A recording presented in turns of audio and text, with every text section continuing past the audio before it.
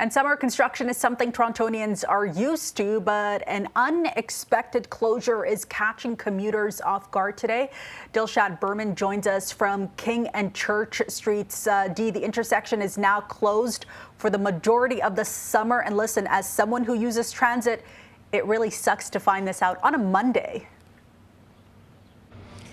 Absolutely. The Monday is Mondaying hard, as we say. We have seen this intersection being closed down right in front of us. Crews have been working all morning. I can give you a little bit of a look right now. They continue to work here to close down the intersection to traffic. They're putting in barriers so that pedestrians can continue to come through, but no traffic, no TTC streetcars, no buses, nothing. It's all been shut down. And the reason the intersection needs to be shut down is because crews are replacing a 142-year-old water main, and while they're digging that up, the TTC is going to take the opportunity to replace some aging streetcar tracks as well.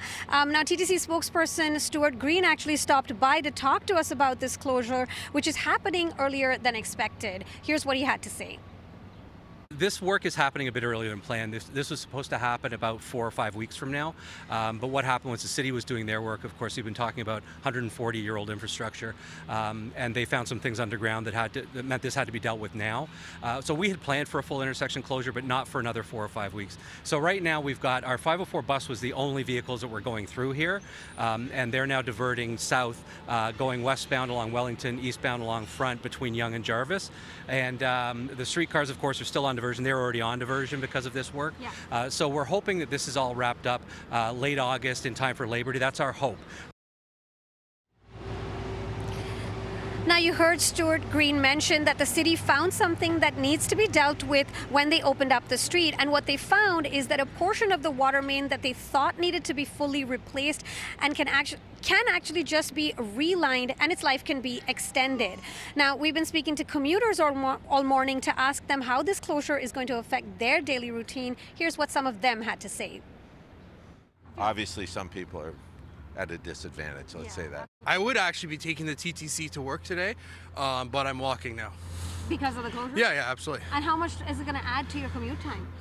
This would add about 15 or 20 minutes. I don't have a super long walk, but it is unfortunate. I take transit a lot, but I didn't realize it was today. I thought it was like for the last couple months. Right. Yeah. And so now they're going to close off this entire intersection. It's going to go all the way till August. How's that going to affect you? Not well. I take the streetcar every day, and I go through this intersection a lot, and then it's disruptive when I walk him too. So hopefully it gets done soon.